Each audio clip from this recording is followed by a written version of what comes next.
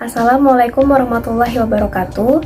Baiklah teman-teman, di sini kami dari kelompok 2 akan membahas tentang suatu penyakit yang menyerang sistem imun pada tubuh, yaitu pada bagian kulit yang disebut sebagai psoriasis. Psoriasis ini merupakan salah satu penyakit dermatosis erythroquamosa. Apa itu dermatosis erythroquamosa?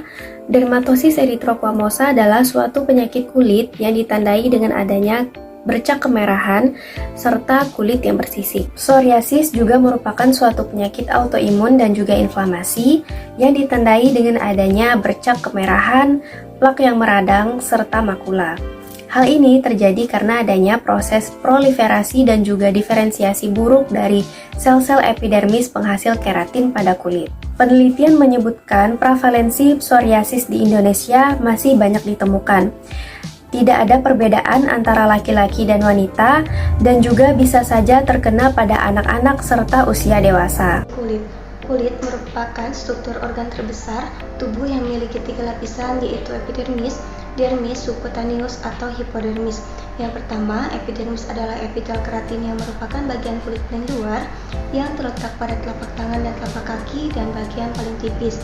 Yang kedua, dermis merupakan jaringan padat dari jaringan ikat vaskuler yang mempunyai saraf perifer, polikel rambut, pembuluh-pembuluh darah dan limfe, dan otot penegak rambut. Ketiga, hipodermis atau subcutaneous. Lapisan ini mengandung jaringan lemak, pembuluh darah dan limfe, saraf-saraf dan kelenjar keringat. Cabang-cabang dari pembuluh darah dan saraf akan menuju ke lapisan dermis, berfungsi sebagai bantalan penyangga benturan bagi organ-organ tubuh bagian dalam, membentuk kontur tubuh, dan sebagai cadangan.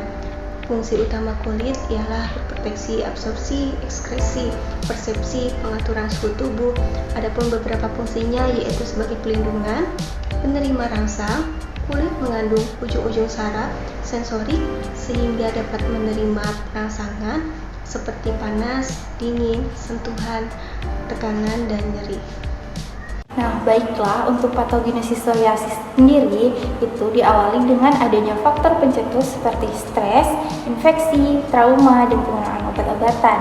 Nah, selanjutnya, hal itu mengakibatkan terjadinya produksi FN-alpha atau interferon alfa oleh dendritik plasmatoid sebagai respon terhadap adanya faktor pencetus psoriasis.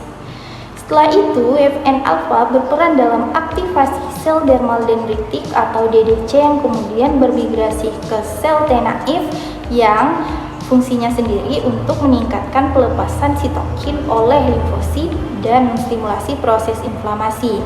Sel T naif sendiri terdiri dari TH1 yaitu interleukin 2, TH17 terdiri dari interleukin 6, TGF-beta 1 dan interleukin 23 serta TH22 yang terdiri dari TNF-alpha dan interleukin 6. Kemudian, sel TH1 tersebut menghasilkan interferon gamma yang kemudian meningkatkan migrasi sel radang dan meregulasi berbagai macam sitokin proinflamasi lain seperti interleukin 1, 6, 8, 12, 15, TNF, interferon inducible protein 10, dan INOS.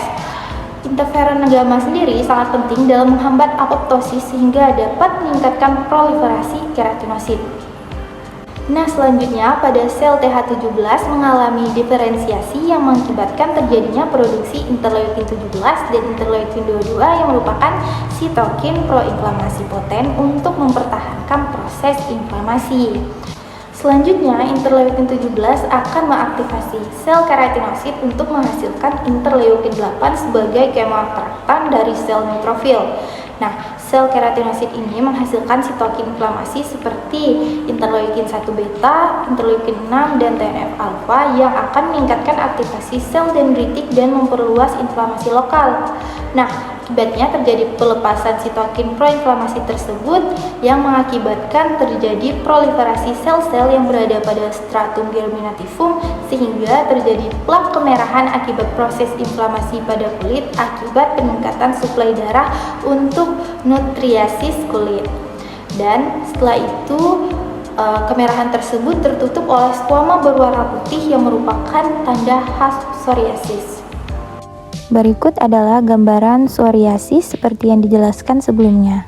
Psoriasis merupakan penyakit kronik yang dapat terjadi pada setiap usia. Pada psoriasis ditunjukkan adanya penebalan epidermis, stratum corneum, serta pelebaran pembuluh darah dermis bagian atas. Jumlah sel-sel basal yang bermitosis jelas meningkat. Sel-sel yang membelah dengan cepat itu bergerak dengan cepat ke bagian permukaan epidermis yang menebal. Proliferasi dan migrasi sel-sel epidermis menjadi tebal dan diliputi keratin yang tebal. Peningkatan kecepatan mitosis sel-sel epidermis ini antara lain disebabkan oleh kadar nukleotida siklik yang abnormal, terutama adenosin monofosfat siklik. Pembengkakan pada pembuluh darah disebabkan oleh pelebaran pembuluh darah superficial dan perubahan siklus sel. Pada orang normal, produksi sel kulit berlangsung sekitar 3-4 minggu. Namun, pada penderita psoriasis, proses pergantian kulit hanya berlangsung sekitar 3-7 hari. Hal ini menyebabkan peningkatan produksi sel, sehingga sel terdorong dan menumpuk ke permukaan kulit. Sel yang seharusnya kehilangan nukleus di stratum granulosum mempertahankan nukleusnya. Lalu, sel epidermis yang terpengaruh gagal melepaskan lipid yang memadai, sehingga memperkuat adesi korneosit. Stratum corneum yang kurang melekat akan menjadi lesi psoriasis yang mengelupas dengan permukaan yang menyerupai sisik berwarna perak. Faktor pencetus dan resiko penyakit psoriasis. Penyebab utama dari penyakit psoriasis belum dapat dipastikan. Namun, berdasarkan National Psoriasis Foundation, bukti-bukti studi ilmiah yang ada sampai saat ini mengaitkan kemunculan gejala penyakit psoriasis dengan faktor genetik dan gangguan respons sistem imun tubuh. Adapun faktor risiko dari seseorang terkena penyakit psoriasis adalah yang pertama stres, yang kedua infeksi, yang ketiga trauma pada kulit, yang keempat cuaca, yang kelima alkohol, yang keenam merokok, yang ketujuh obat-obatan, yang kedelapan berat badan berlebih, dan yang terakhir perubahan hormon. Epidemiologi psoriasis merupakan salah satu peradangan kulit yang sering terjadi dan terdapat di seluruh dunia. Prevalensi penyakit ini bervariasi pada setiap negara di dunia ini. Hal ini kemungkinan dikarenakan adanya faktor ras, geografis, dan lingkungan. Terdapatnya variasi prevalensi psoriasis berdasarkan wilayah geografis dan etnis menunjukkan adanya peranan lingkungan fisik atau psoriasis lebih sering ditemukan pada daerah yang beriklim dingin, faktor genetik, dan pola tingkah laku atau paparan lainnya terhadap perkembangan psoriasis. Pria dan wanita memiliki kemungkinan terkena yang sama besarnya. Psoriasis dapat mengenai semua usia dan telah dilaporkan terjadinya saat lahir dan pada orang yang berusia lanjut. Penelitian mengenai onset usia psoriasis mengalami banyak kesulitan dalam hal keakuratan data karena biasanya ditentukan berdasarkan ingatan pasien. Kunjungan awal. Beberapa penelitian berskala besar telah menunjukkan bahwa usia rata-rata penderita psoriasis episode pertama yaitu berkisar sekitar 15-20 tahun, dengan usia tertinggi kedua pada 55-60 tahun. Psoriasis dapat terjadi pada setiap usia tetapi umumnya pada orang dewasa.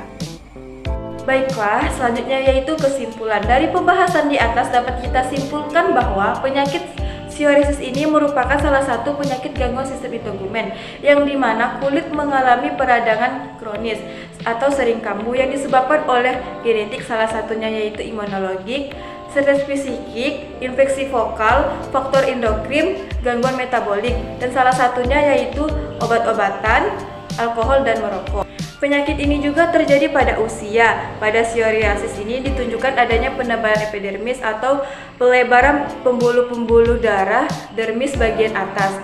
Selain itu juga jumlah sel-sel basal yang bermitosis juga meningkat. Penderita biasanya juga mengeluh adanya gatal ringan pada tempat-tempat predileksi, yakni pada kulit kepala atau perbatasan daerah tersebut dengan muka. Dan kelainan-kelainan kulit ini juga terjadi atas bercak-bercak eritema yang meninggi atau plek. Selanjutnya yaitu ada dua tipe pengobatan penderita psoriasis ini, yaitu pengobatan sistematik dan pengobatan topikal, yang dimana pengobatan sistematik lebih banyak memberikan efek samping. Baiklah, saya akhiri. Terima kasih. Wabillahi taufiq wal hidayah. Wassalamualaikum warahmatullahi wabarakatuh.